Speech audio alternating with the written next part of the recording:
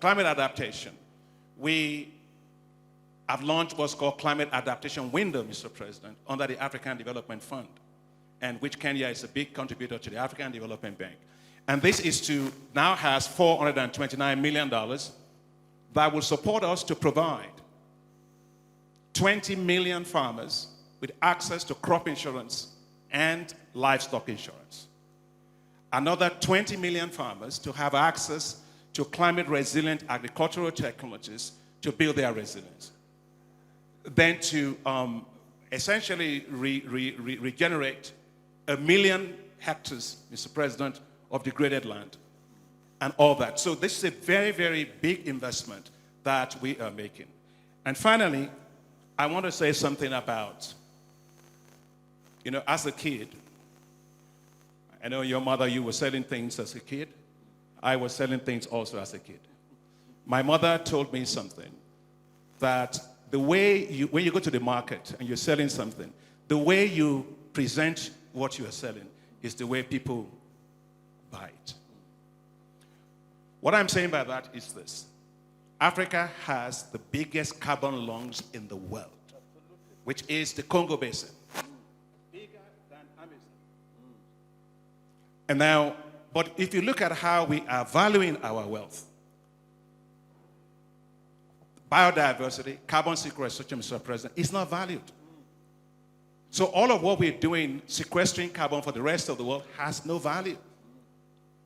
Somebody says, well, I will do for you a voluntary carbon market, which is basically, you know, greenwash my conscience, give you a little bit there, give you a little bit there. No, we don't want that.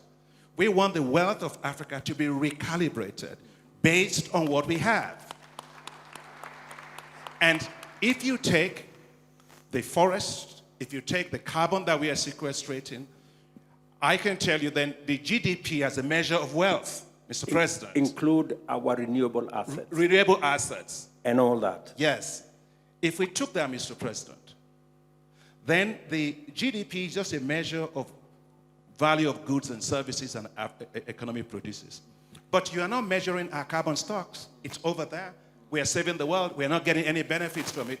When I used to work here in Kenya, somebody came to my office and said, we want you to support farmers. I was then at Agra and Rockefeller Foundation. We want you to support farmers to plant trees because of carbon. I said, how much are you going to pay them? He said, $1 per ton. I said, look, come on. What we are saying is we must have a local carbon market ourselves, an African carbon market, price our carbon properly, and make sure then that our GDP takes into consideration, it's adjusted based on the positive externality we have. Then the value of our GDP, if it takes into consideration the value of our forest, the carbon stock and so on, will be so high.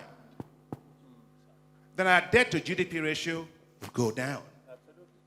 I have this summit, assembly of the young people, because you are, as I said, the most important shareholders and equity holders for Africa.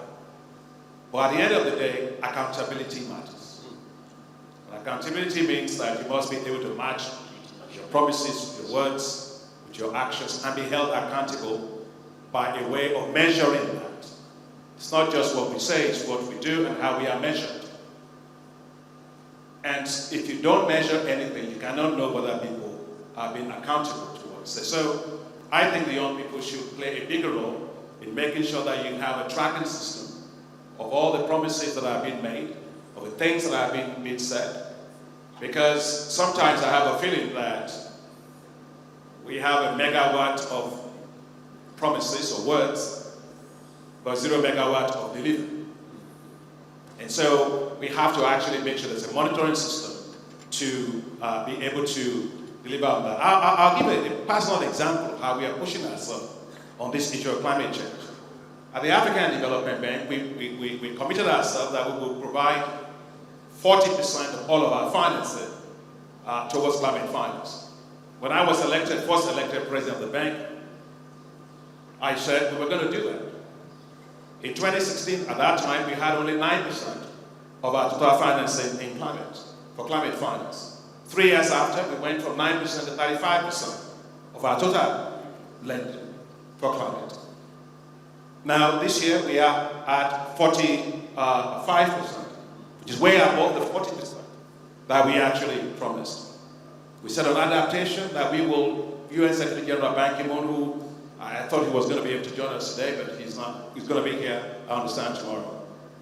That we should all devote 50% to climate mitigation and 50% to climate adaptation across the world, all institutions.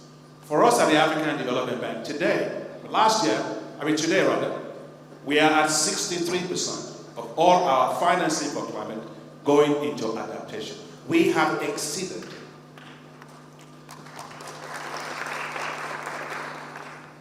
In fact, UN Secretary General Ban Ki-moon were together, Guterres were together in Paris, and he said the rest of the world should follow the example of the African Development Bank when it comes to climate adaptation, because we have the highest percentage of our financing being devoted to climate adaptation, because we live in that reality.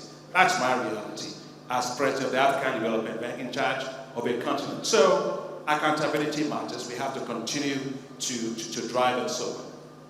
Just to close, Mr. President, the thing that I want to say is we will need you and other African leaders on how we get the SDRs rechanneled to Africa, the special birthrights. Compare our own to being like on a rickety boat.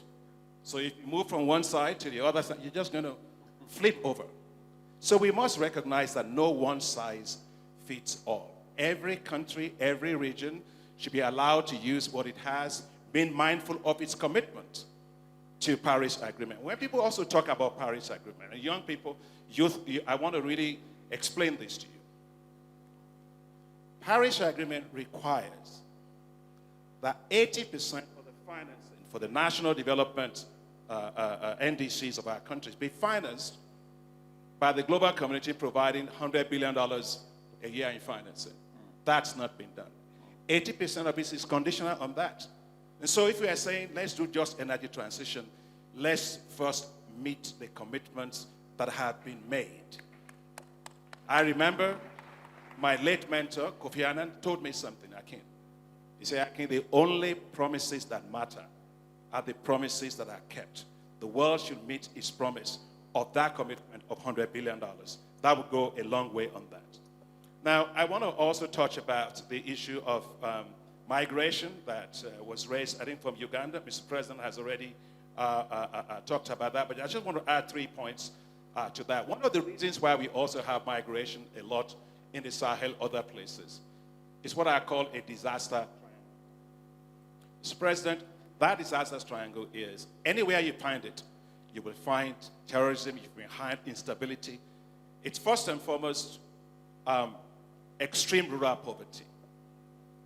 2, you have structural unemployment among young people, which is what we're talking about today. And thirdly, environmental and climate degradation.